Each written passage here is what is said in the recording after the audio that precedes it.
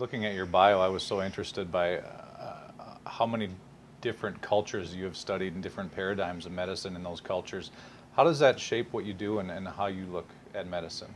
Of incredibly impacted by it every day, and it's reflected in what I just said. Is that having studied,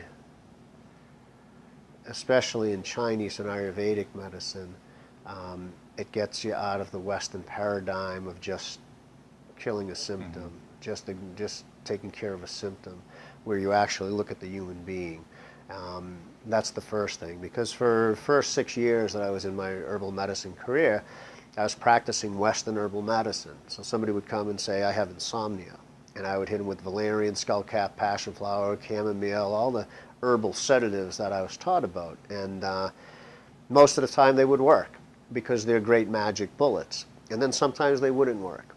And I would say to myself, what am I missing? A couple of times, these things that have worked 100 times over are not working. Why?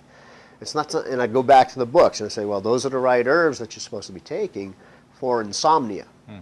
But then Chinese medicine teaches you that 5 different people with insomnia have to be treated in 5 different ways depending on the nature of their insomnia. And so you start looking at, you have a different paradigm at looking at a human being. So that's the first thing.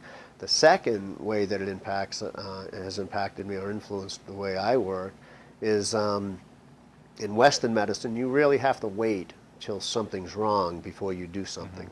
You go to a doctor and you just walk in the office and you have no symptoms and you say, hey, can you tell me what I can do? And, well, what's wrong with you? Well, nothing's wrong with me.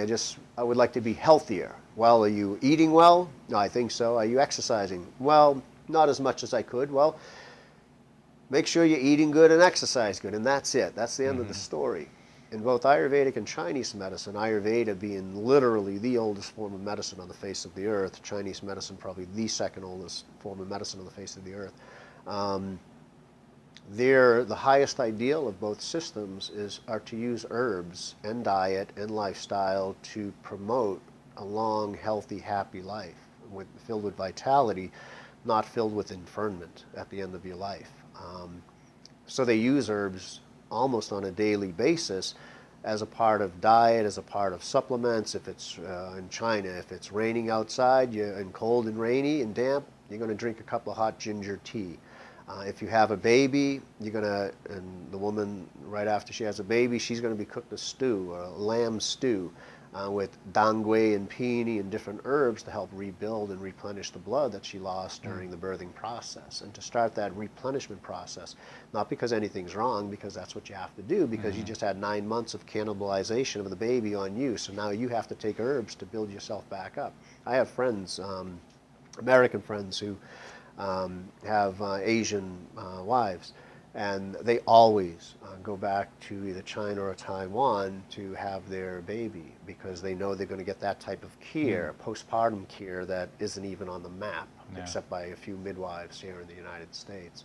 So those are 2 major departures that traditional herbal medicine, especially Chinese and Ayurvedic, kind of depart from the Western paradigm of, you have a fever, let's shut it off. You have a pain, let's kill the signal, not figure out why you have the pain and what we have to do in order to fix that so you don't have it in the future, but just kill the signal so you don't feel the pain. It's a very, very bad paradigm, because what that does, that every signal is a signal that something's up with the body that you have to pay attention to. If it's an ache, if it's a pain, if it's a spasm, if it's a spasm, anything, it's a sign that something's going on.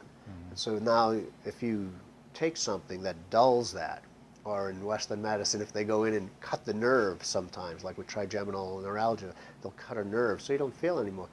That's just a sign and symptom of something going on. That's not correcting the problem. It's just the opposite, and you're just letting people ignore the signals that their body's sending them.